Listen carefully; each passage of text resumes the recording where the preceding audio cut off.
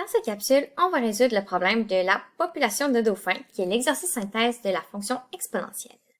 Donc, tout d'abord, on nous dit qu'on a une population de dauphins qui diminue de moitié tous les 10 ans. Donc, diminuer de moitié, c'est un terme important, tous les 10 ans aussi. Une étude sur ce dauphin a débuté en 1990. Et en 2005, les chercheurs comptabilisaient 8192 individus. Donc là, il faut faire une équation exponentielle avec cette situation-là. Puis là, on nous donne déjà nos variables, ils sont gentils. X, en fait, ils sont gentils, c'est moi qui l'ai fait.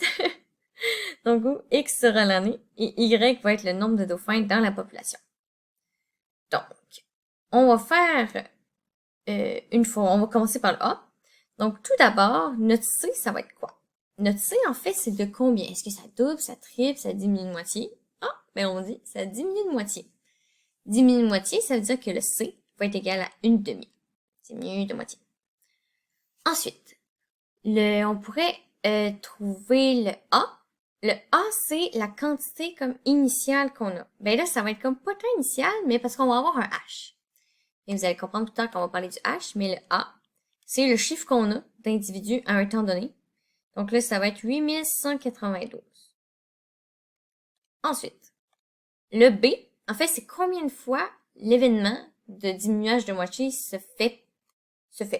Donc, comme il se fait une fois tous les 10 ans, puis que notre X est comme en année, ben là, il va falloir que mon B, en fait, ce soit 1 sur 10. Parce qu'il va falloir qu'il y ait 10 ans au complet qui se passent pour que la population diminue de moitié. Et finalement, le fameux H. Donc, H ici, en fait, ça va être 2005. Pourquoi, en fait? C'est parce que si on met notre X égale à 2005, donc là, je vais vous donner qu'est-ce que ça donnerait comme fonction. Ça donnerait Y est égal à 8192 fois une demi à la 1 dixième X moins 2005. Donc, si je mets mon X égale à 2005, qu'est-ce que ça va me donner? Je vais faire 2005 moins 2005, ça va me donner 0. 0 fois 1 dixième, ça fait 0. Une demi à la 0, ça fait 1. Et le 8192, ça me donne 1. Donc, c'est pour ça qu'il faut que j'ai un H de 2005, parce que en 2005, c'est là qu'on avait 8192. Donc, si j'ai 2005, il faut que j'en ai 8192. Et là, vous imaginez, ben, quand le X va être plus petit que 2005, donc avant, je vais avoir un exposant négatif qui va faire qu'en fait, une demi, quand on fait un exposant négatif, c'est l'équivalent de switcher.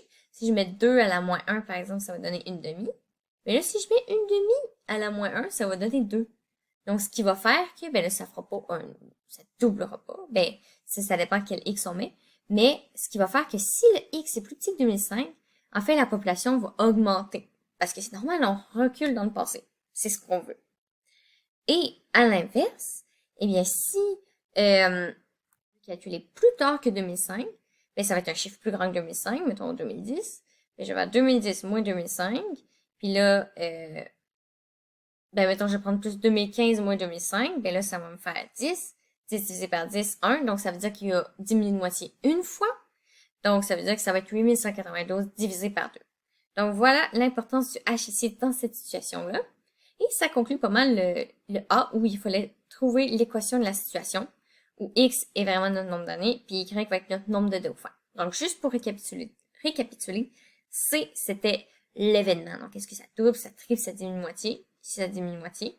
A, c'est la quantité comme initiale qu'on a pour le moment qu'on a. Donc, la quantité qu'on a à un moment qu'on a. Ici, c'est 8192. Et le H, en fait, ça va être 2005. Donc, c'est le moment où il y en a 8192 dans le fond. Et notre B, c'est le nombre, c'est combien de temps que ça prend avant que ça arrive. Comme ça en prend 10, ben ça arrive combien de fois en disant ça arrive une fois. Donc, ça arrive combien de fois en une année? Ça arrive 1 dixième de fois par année. Donc, c'est pour ça qu'on veut que l'événement de diminuage de moitié arrive après 10 ans. Donc, c'est pour ça qu'il faut que notre B soit égal à 1 dixième.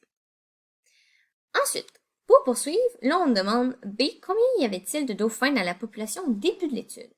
Donc, ça, on veut dire, en 1990, il y avait combien de dauphins? Ben là, qu'est-ce qu'on fait? On va remplacer X par 1990. Donc, je vais juste réécrire notre belle équation. 8192, 1/2, 1/10 de x moins 2005. Et là, on veut remplacer x par 1990. 1990 moins 2005. 1990 moins 2005, ça donne moins 15. Donc là, je vais avoir y est égal à ça. 1/10 fois moins 15. Donc là, je vais avoir moins 15 divisé par 10, ça fait moins 1,5. Donc j'ai 1/2 à la moins 1,5. 1/2 à la moins 1,5, ça donne 2,828. Puis là, si je fais fois 8192, ça me donne 23 170 dauphins. Donc, bien sûr, pas de décimale, parce qu'on veut pas des moitiés de dauphins. Donc, voilà. Quand on dit, quand on cherche un Y puis qu'on nous donne un X, tout ce qu'il faut, c'est remplacer X dans l'équation puis de faire le calcul. Donc, ça ici, on a trouvé qu'en 1990, on avait 23 170 dauphins. Maintenant, pour le C, ça va être un peu plus compliqué. On demande selon ces chiffres, en quelle année ne restera-t-il qu'un seul dauphin dans cette population?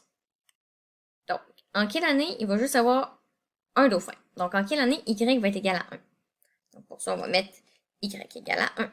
Donc, 1 va être égal à 8192 fois 1/2 à la 1/10 fois X moins 2005. Donc là, je vais faire diviser par 8192.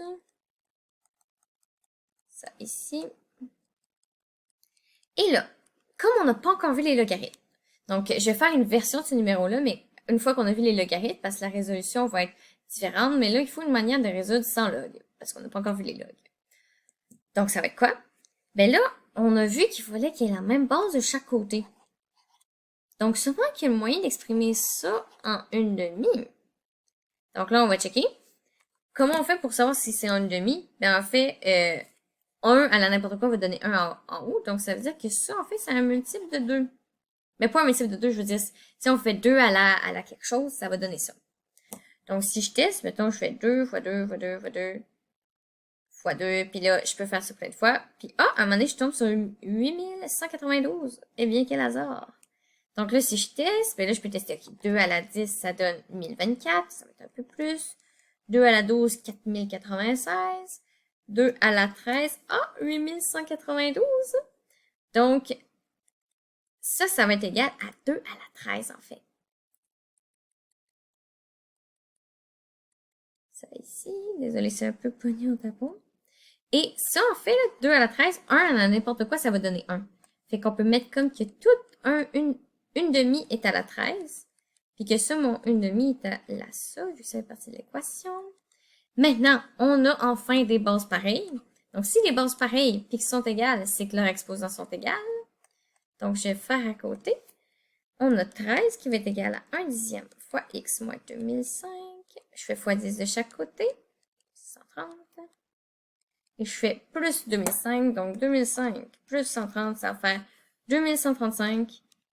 Donc, ça va être en 2000. Oups. Ça va être en 2135 qu'il va rester juste un seul dauphin. Donc, pas mal que la population va être exterminée.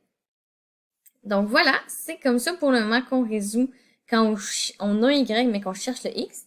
Et dans la chapitre sur la fonction log, vous allez voir, je vais faire une autre version de ce numéro-là, mais en utilisant les logarithmes. Et voilà!